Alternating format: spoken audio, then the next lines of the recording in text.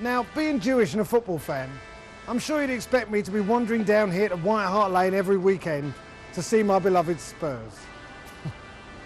But no. For reasons known only to my dad, we got off the Victoria line one stop early here at Finsbury Park and he took me to the Arsenal.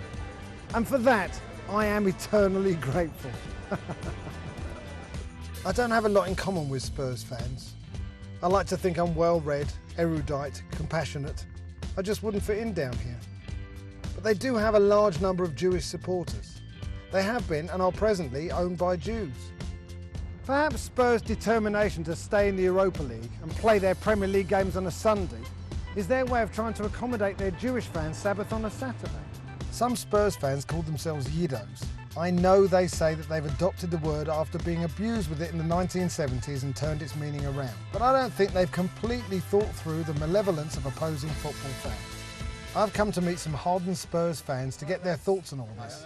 Why is it acceptable to say Yido in the stadium but not on the streets? When I first went to Tottenham, sort of 10 years old, it was something that you sang in the same way that, you know, United would sing Red Army or whatever. If it causes offence, then it's something that we need to think about and that there has to be at least a conversation about it. Well, as long as the Y word is used against us in a bad way, I don't think Tottenham fans will stop using it in a positive manner. The other fans need to realise that when they're making the hissing sounds, when they're singing those songs, that it's a bad thing. From the games that I've been at, the kind of intensity and how ferocious and aggressive their fans are when they're kind of chanting this, I genuinely don't think it would stop.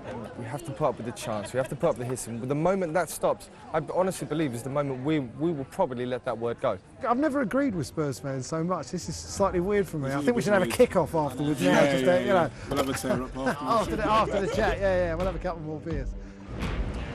Of course, religious abuse is definitely not confined to North London. Anyone who's been to an Old Firm game will know that bigotry and prejudice still rears its ugly head from time to time.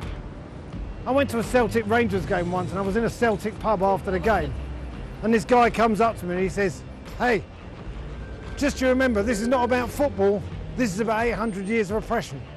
And then he looks me in the eye and he says, "What do you Jews know about oppression?" There's a wider context when it comes to this stuff. Let's be honest, abuse at football is seen as acceptable. People have often asked me whether I'd step in if I heard some appalling abuse at a game. And the honest answer is, it rather depends on the size of the abuser. Some Jewish people who've never been to football are stunned when they hear thousands of men sing a song containing the word Yido. But would they be any less stunned if they heard songs about Emmanuel Adebayor and how he should have been the one shot in Angola? Or if they'd been with me at Old Trafford last season when a sizable proportion of the away support abused Robin van Persie with Robin, you're a see you next Tuesday for the entire game? Probably not. In the end, I don't think anti-Semitism is the biggest problem in the game in this country. I know on their travels, Spurs fans have been attacked by neo-Nazis in France and Italy.